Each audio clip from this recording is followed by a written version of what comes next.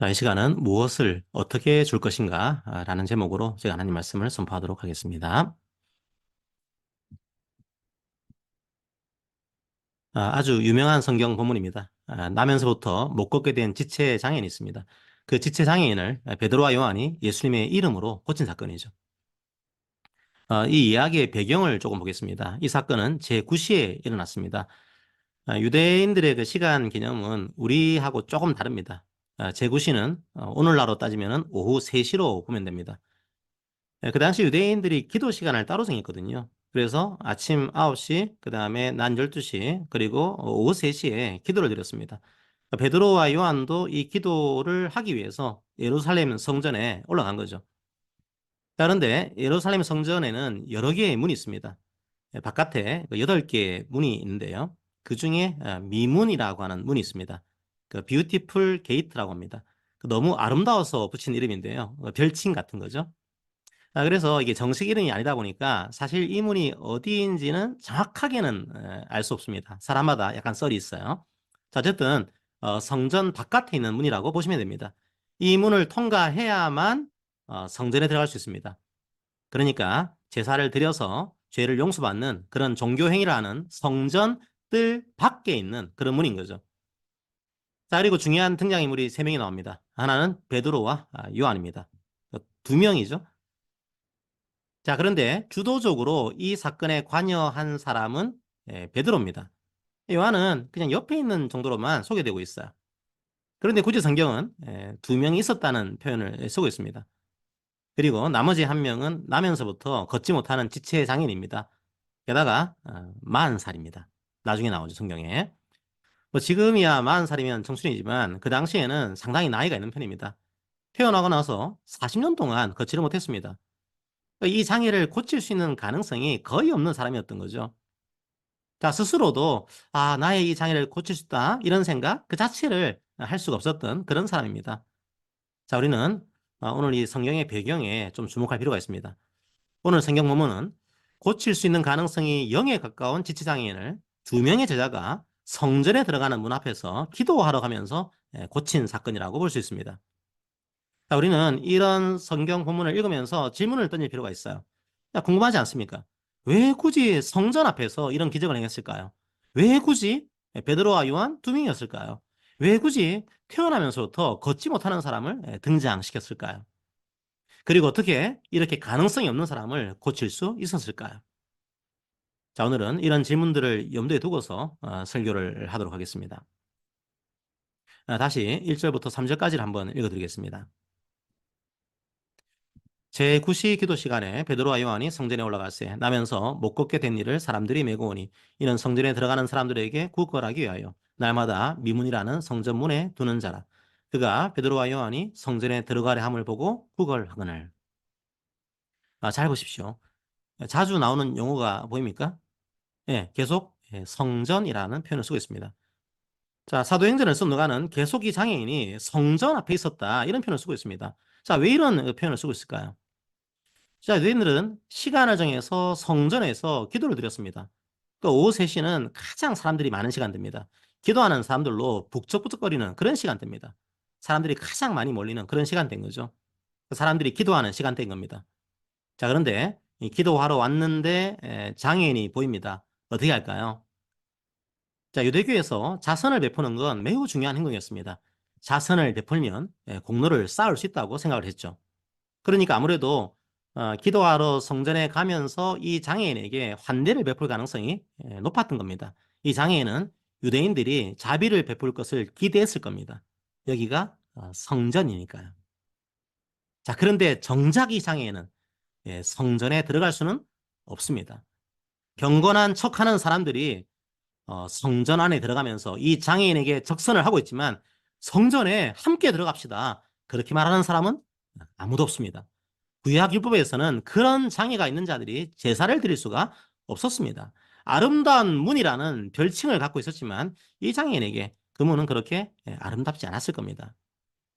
유대인들에게 성전이 어떤 의미입니까? 하나님이 계신 곳입니다. 하나님께서 제물을 받으셔서 죄를 용서하시는 곳입니다. 그래서 하나님을 만나는 곳입니다. 그런데 이 장애인은 이 아름다운 미문에 앉아 있을 뿐입니다. 정작 성전 안에는 못 들어가는 거죠.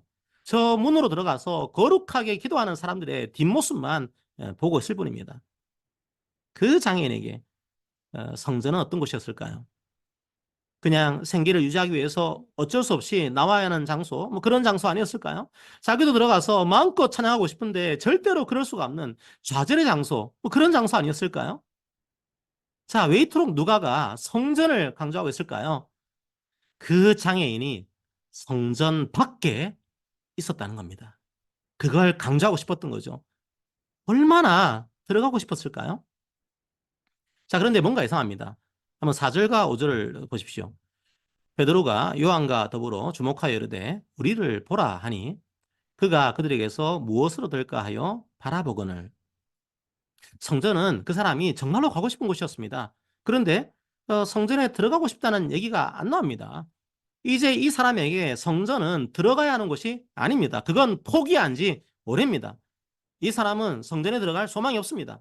성전에 들어갈 수 없다는 사실을 알고 있습니다. 그냥 여기서 얼마나 많은 돈을 받을 수 있을까? 그게 이 사람의 소망이었습니다.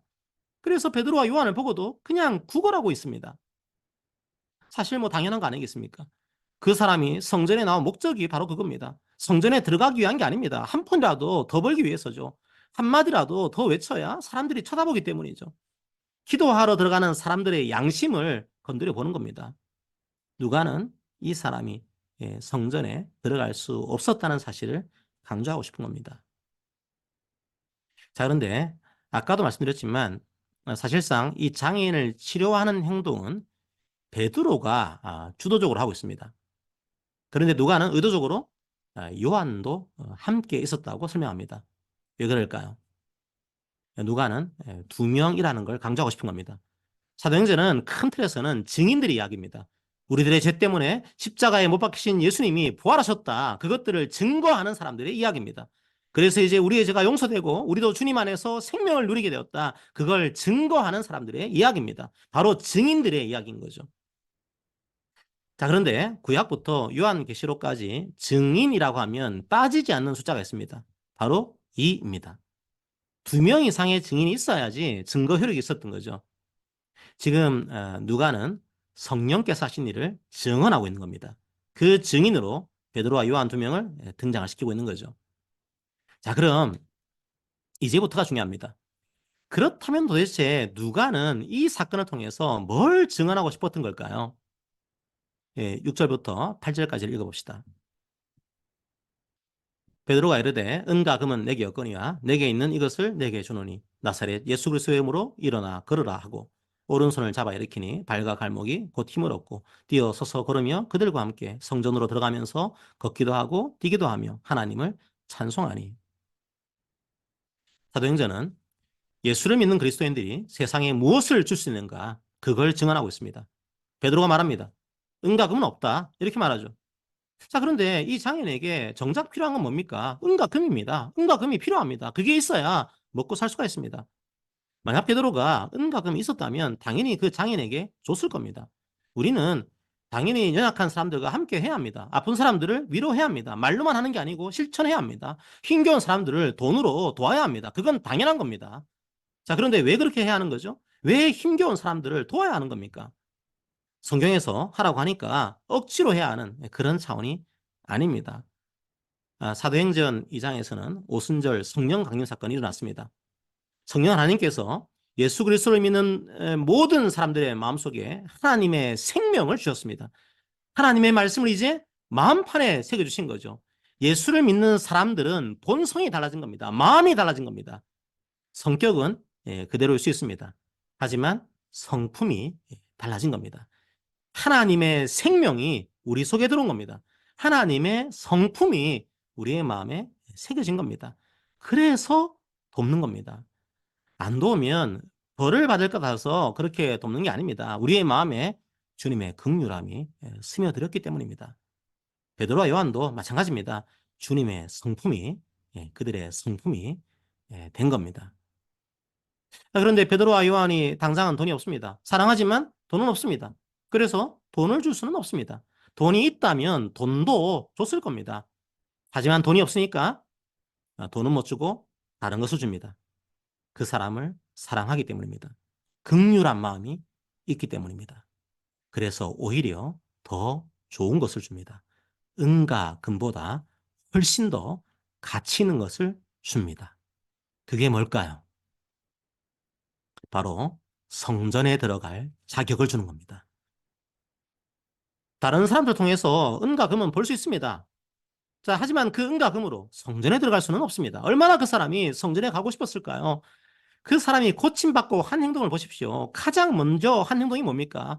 자기 집에 달려간 게 아닙니다. 성전에 들어갔습니다. 그냥 여유 있게 걸어가는 게 아닙니다. 얼마나 좋은지 사슴처럼 깡충깡충 뛰어갑니다.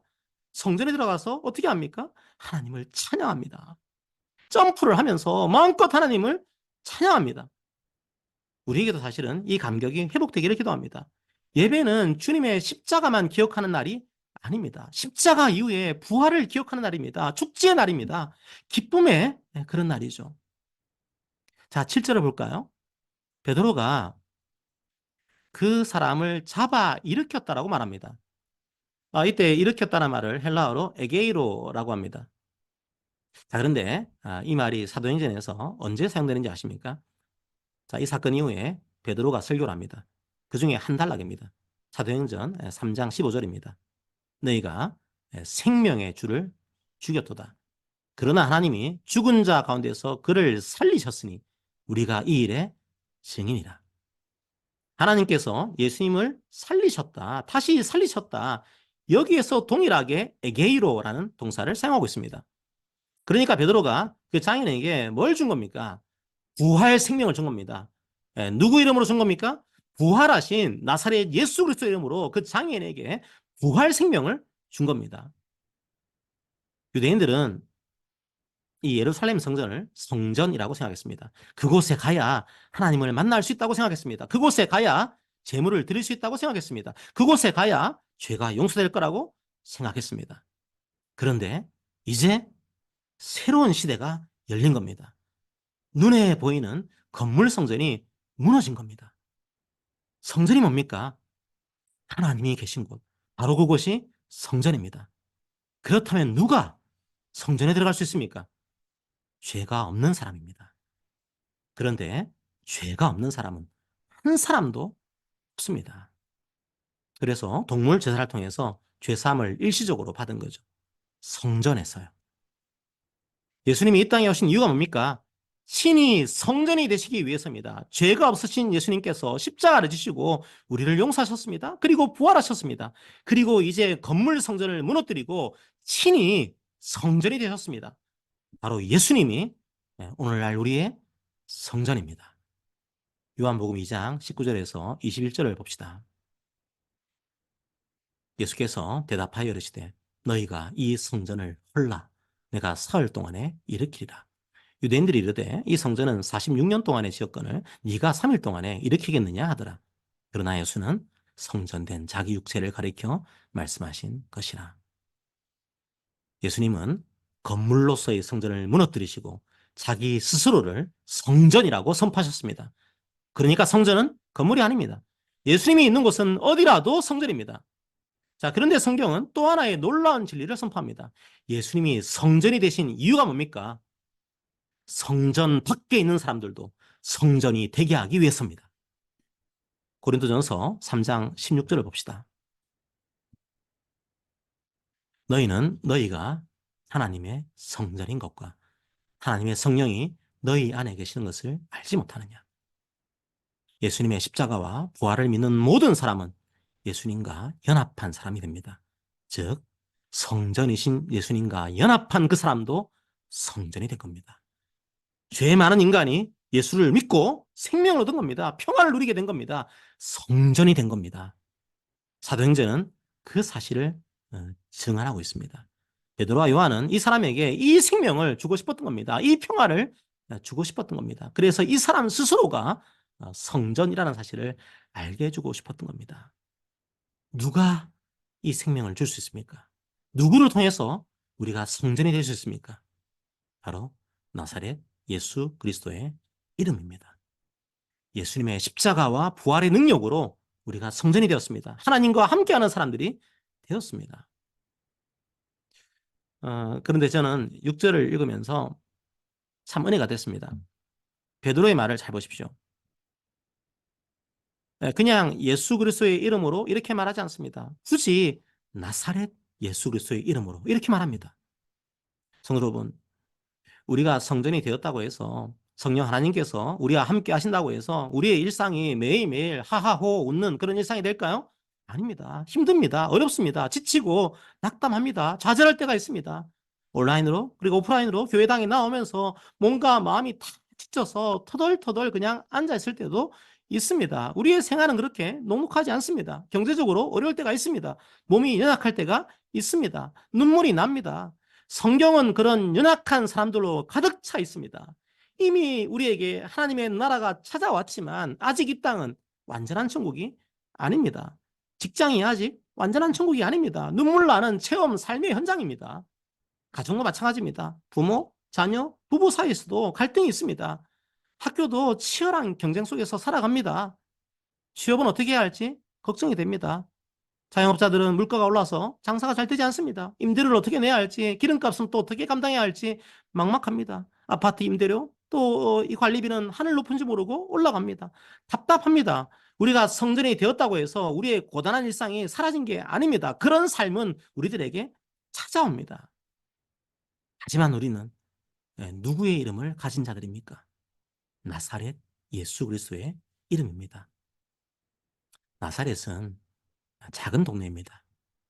예수님이 석수로 그리고 목수로 힘겹게 노동을 하셨던 바로 그런 동네입니다. 사람들이 예수의 부모와 직업 때문에 예수님을 무시하고 깔봤던 그런 동네입니다. 거룩한 하나님이 이 땅에 오셔서 우리의 연약함을 친히 감당하셨던 바로 그런 동네입니다. 예수님이 바로 이 나사렛에 오신 겁니다. 지금 이 땅에서 우리가 경험하는 모든 아픔들도 예수님은 알고 계십니다. 그리고 위로하고 격려하십니다. 우리를 안아주십니다. 우리는 바로 그런 나사렛 예수 그리스도의 이름을 가진 자들입니다. 성전이긴 하지만 우리는 공고합니다. 하지만 주님은 우리의 공고함도 아십니다. 그리고 위로하십니다. 우리가 함께 하시기 때문이죠. 우리는 바로 그런 나사렛 예수 이름을 가진 자들입니다. 성도 여러분, 교회가 세상에 무엇을 줄 수 있습니까? 네, 은과 금도 줄 수 있습니다. 우리도 부족하지만 약간의 구제비를 매월 지출하고 있습니다. 우리는 우리의 재물로 이웃을 도와야 합니다. 그건 교회의 마땅한 의무입니다. 그리고 성도들도 이런 고단한 일상에서 쉴 수 있도록 우리의 재정을 또 써야 합니다. 하지만 그 은과 그 금이 참된 생명을 줄 수는 없습니다. 은과 금은 세상도 줄 수 있습니다. 자, 그렇다면 교회가 줄 수 있는 유일한 것은 무엇입니까? 참된 생명을 줄 수 있는 유일한 것은 무엇입니까? 바로 예수 그리스도의 이름입니다. 교회가 만약 이 이름을 주고 있지 않다면 생명이 없는 겁니다. 평화가 없는 겁니다. 교회는 나사렛 예수 이름을 주는 겁니다. 자, 그런데 우리는 사랑하는 마음으로 이 이름을 줘야 합니다. 공격적으로 하는 건 우리의 방식이 아닙니다. 베드로가 나사렛 예수의 이름으로 일어나 걸어라 이렇게 말하고 가만히 있었습니까? 이제 당신이 알아서 하세요. 난 할 일을 다 했습니다. 그렇게 했습니까? 아닙니다. 베드로는 그 사람에게 오른손을 내밀었습니다. 베드로가 준 것은 예수 그리스도의 이름이었지만 베드로가 내민 것은 자신의 손이었습니다. 주님의 이름을 줄 때 우리는 동시에 긍휼한 마음으로 우리의 손을 내밀어야 합니다. 우리가 해야 할 일이 있는 겁니다.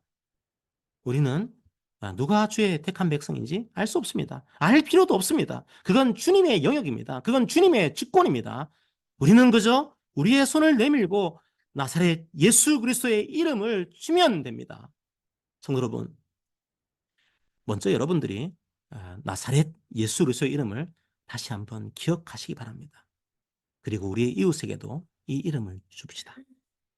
우리가 줄 수 있는 유일한 이름, 나사렛 예수 그리스도의 이름을 줍시다. 그 이름을 주면서 우리의 오른손을 내밉시다. 그곳에 성전 대신 예수 그리스도의 생명이 가득할 것입니다. 그곳에 위로자 되시는 주님의 위로가 가득할 것입니다. 우리가 성전됨을 기뻐하는 찬양이 가득할 것입니다. 그 이름으로 이 은혜를 누리시기를 주님의 이름으로 축복합니다. 아멘. 다시 한번 그 이름을 우리가 기억하면서 찬양하기 원합니다. 함께 찬양합시다.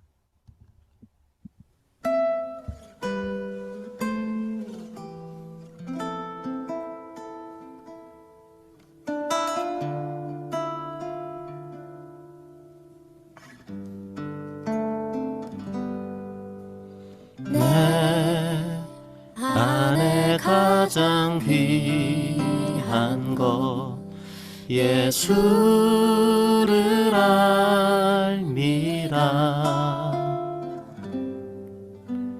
그 은보다 더 귀한 것 예수를 알미라.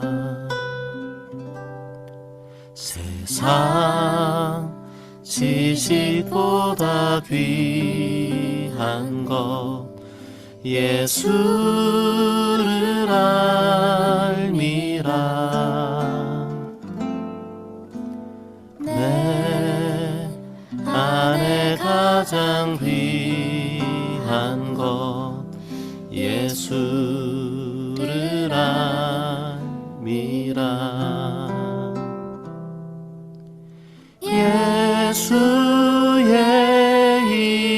이름 존귀한 그 이름 예수의 이름 능력의 그 이름.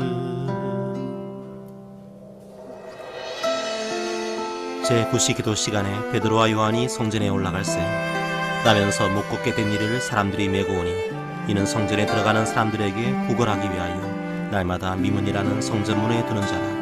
그가 베드로와 요한이 성전에 들어가려 함을 보고 구걸하거늘 베드로가 요한과 더불어 주목하여 이르되 우리를 보라 하니 그가 그들에게서 무엇을 얻을까요 바라보거늘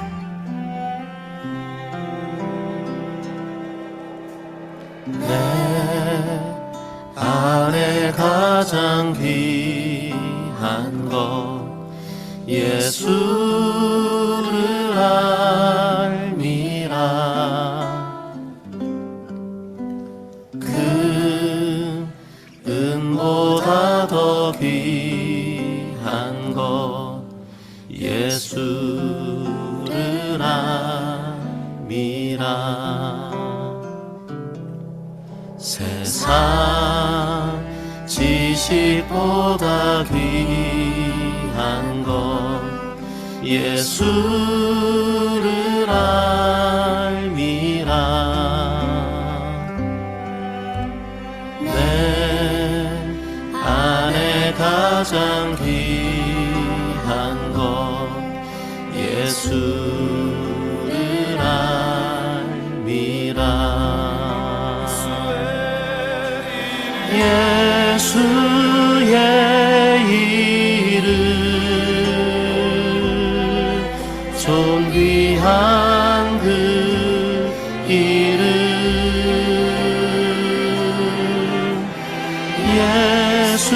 예수의 이름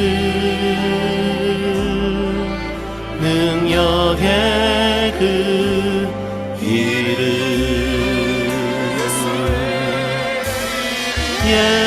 예수의 이름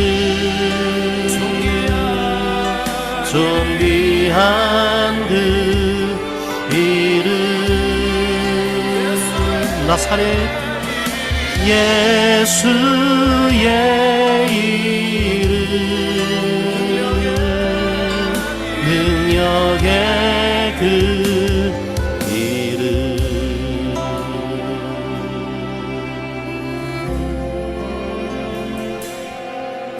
베드로가 이르되 은과 금은 내게 없거니와 내게 있는 이것을 내게 주노니 나사렛 예수 그리스도의 이름으로 일어나 걸어라 하고 오른손을 잡아 일으키니 발과 발목이 곧 힘을 얻고 뛰어 서서 걸으며 그들과 함께 성전으로 들어가면서 걷기도 하고 뛰기도 하며 하나님을 찬송하니 모든 백성이 그 걷는 것과 하나님을 찬송함을 보고 그가 본래 성전 미문에 앉아 구걸하던 사람인 줄 알고 그에게 일어난 일로 인하여 심히 놀랍게 여기며 놀라니라.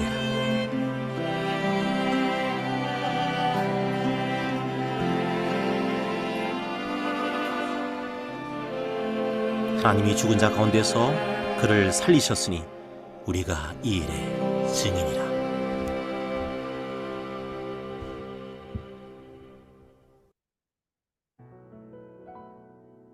자, 우리 오늘 말씀을 생각하면서 기도합시다. 주님, 우리도 모두 성전 바깥 미문에 앉아있는 그런 자들이었습니다. 성전에 들어갈 생각조차 못한 그런 사람들이었습니다. 우리가 주를 사랑하지 않았지만 주님께서 우리를 먼저 사랑하셨습니다.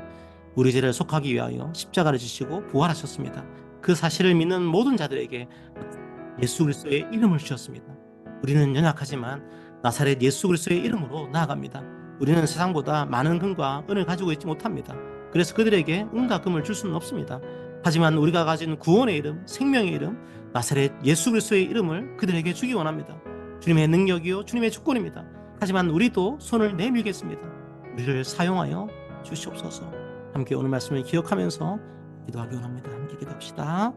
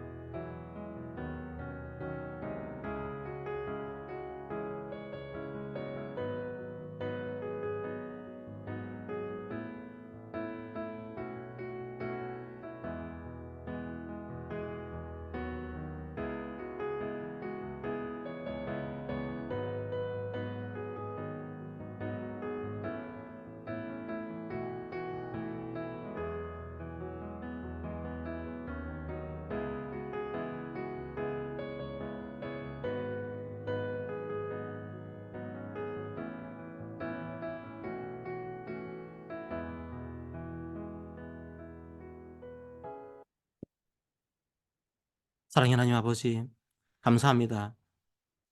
우리도 성전 미문에 앉아있는 그런 장애인과 같은 삶이었습니다.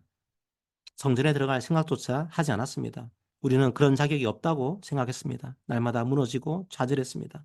우리가 먼저 주를 사랑한 것이 아니요 주님께서 우리를 먼저 사랑하셨습니다. 그래서 사람들을 통해서 주의 복음을 우리에게 들려주시고 그들의 손을 내밀어서 주의 이름을 받게 하셨습니다. 이제 우리의 마음판에 주의 이름이 새겨졌습니다. 우리는 연약하지만 나사렛 예수 그리스도의 이름을 힘입어서 이 자리에 나왔습니다. 우리가 그 이름 힘입어서 기쁨으로 예배하기 원합니다. 우리도 이제 동일하게 우리의 손을 내밀기 원합니다.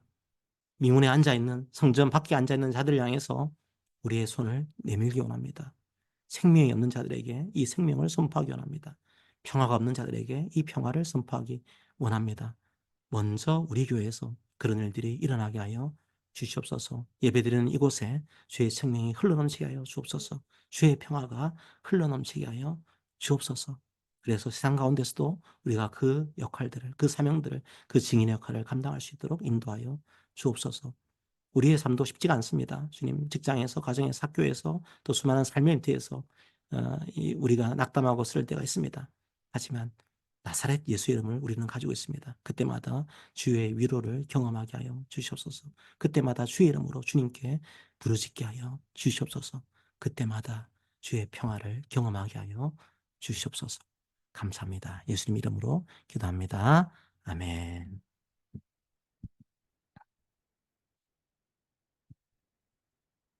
함께 서로에게 권면합니다. 사랑하는 성도 여러분, 우리는 나사렛 예수 그리스도의 이름을 소유한 자들입니다. 주님은 우리의 연약함을 알고 계십니다. 우리의 눈물도 알고 계십니다. 하지만 오직 주님의 사랑으로 예수님을 믿는 우리들을 성전으로 삼으셨습니다. 생명을 주셨습니다. 평화를 주셨습니다. 오직 주님의 은혜입니다. 이제 우리도 손을 내밉시다. 성전 문 밖에 앉아있는 자들을 향해 나사렛 예수 그리스도의 이름을 줍시다. 주님이 성전임을 선포합시다. 우리가 성전임을 선포합시다. 주님의 이름이 일할 것입니다. 이번 한 주간도 그의 믿음으로 나아가시기를 기도합니다. 아멘.